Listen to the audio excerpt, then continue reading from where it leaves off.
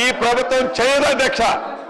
Please దయచేసి పల్లెరాజేశ్వర రెడ్డి గారు, please Srinivas Yadav గారు ప్లీజ్ కూర్చోండి, కౌశిక్ ప్లీజ్, కేటీఆర్ గారు ఒక నిమిషం కూర్చోండి, శ్రీనివాస్ గారు ప్లీజ్ కూర్చోండి అన్నప్పుడు వినాలి మీరు, దయచేసి ఇవ్వండి. నేను మధ్యన కేటీఆర్ గారిని ఒకటి రిక్వెస్ట్ చేస్తున్నాను నేను, ప్లీజ్ సభ్యులు కూడా దయచేసి కొంచెం చివరికి అందరు సహకరించండి ప్లీజ్. ఒక్క నిమిషం నన్ను చెప్పనియండి ప్లీజ్. ఇప్పుడు కేటీఆర్ గారు ఇప్పుడు మీకు 10:20కి టైం ఇచ్చాము, స్టార్ట్ చేశారు. ప్లీజ్ మీరు కౌంటర్ మాట్లాడకండి అమ్మా ప్లీజ్ దయచేసి. ఇప్పుడు 11:43 అవుతుంది, 11:43 అవుతుంది. ప్లీజ్ నన్ను చెప్పనియండి ప్లీజ్. మళ్ళీ మీకు నెక్స్ట్ సభ్యుడికి కూడా అవకాశం ఉండాలి, టైం ఉండాలి అని అంటే దయచేసి కొంచెం మీరు ప్రొవకేషన్ కాకుండా మీరు సబ్జెక్ట్ చెప్పండి. 100% దాని కాదు. శ్రీనివాస్ గారు ఎందరు నిలబడతారు? వెనక కేటీఆర్ గారు నిలబడున్నారు, మీరు నిలబడున్నారు. పల్లెరాజేశ్వర రెడ్డి గారు ప్లీజ్ 5 minutes ఇవ్వాలి. మీరు 5 minutes తోటి క్లోజ్ చేయాలి ప్లీజ్ దయచేసి. మధ్యన వద్దు సార్ ప్లీజ్ దయచేసి. కేటీఆర్ గారు. స్పీకర్ సార్, మీరు విశేషమైన అనుభవం కలిగిన సీనియర్ మెంబర్ సార్. మీరు గతంలో చాలా ఉన్నతమైన పదవులు కూడా చేస్తున్నారు. మేము సిన్సియర్గా మిమ్మల్ని ప్రార్థిస్తున్నాం సార్, దయచేసి రికార్డులు తెప్పియండి. ఎన్నిసార్లు ఇంటరప్షన్లు అయినాయి, ఎన్నిసార్లు మంత్రులు అంత ఎక్సైట్ అయ్యి మాట్లాడితే ఎట్లా సార్? మంత్రులు sir, the essence of democracy, దయచేసి కొత్త సభ్యులు కాంగ్రెస్ నుంచి 53 మంది ఉన్నారు. The essence of democracy, the beauty of discussion in assembly sir is discussion, debate, decent.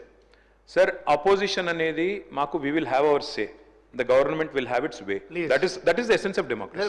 దయచేసి నేను వారిని మిమ్మల్ని కూడా కోరేది సార్, మంత్రులకి సంయమనం ఉండాలి, రిస్ట్రెయింట్ ఉండాల్సింది ట్రెజరీ బెంచెస్కి.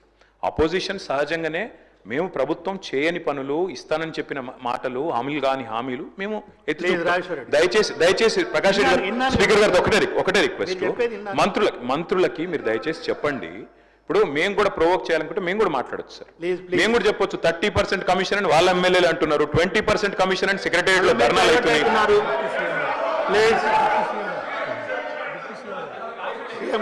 డిప్యూటీ సీఎం గారు సార్, రామ్జాన్ మీరు కూర్చోండి, డిప్యూటీ సీఎం గారు మాట్లాడుతున్నారు sir. Essence of the democracy, చాలా సంతోషం. కేటీఆర్ గారు లేచి చాలా గౌరవంగా మాట్లాడతాడని నేను ఊహించాను, ఓ సభ్యతగా మాట్లాడతాడని కూడా ఆశించాను. లేచి ఏం మాట్లాడుతున్నారు అధ్యక్ష? ఎసెన్స్ ఆఫ్ ద డెమోక్రసీలో డిస్కషన్ ఉండాలా, డిబేట్ ఉండాలన్నారు. సంతోషం. డిస్కషన్, డిబేటు వాస్తవంగా ఉండాలా, లేచి మాట్లాడిన ప్రతి మాట అబద్ధంగానే మాట్లాడాలా? What are we doing? You are not misguiding the house, not only the house, the entire state you are misguiding. వారు ఏమన్నారండి? అభయహస్తం పేరు మీద అడ్డగోలుగా అడ్వర్టైజ్మెంట్స్ ఇచ్చామని చెప్తా ఉన్నారు.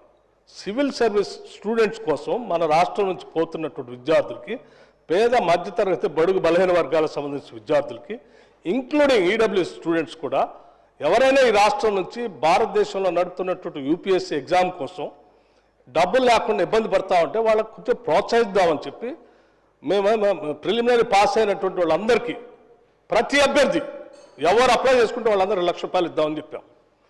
మెయిన్స్ కంప్లీట్ చేసి ఇంటర్వ్యూకి పోతా ఉంటే ఢిల్లీకి పోయి ఆడ ఉండటానికి, కోచింగ్ తీసుకోవడానికి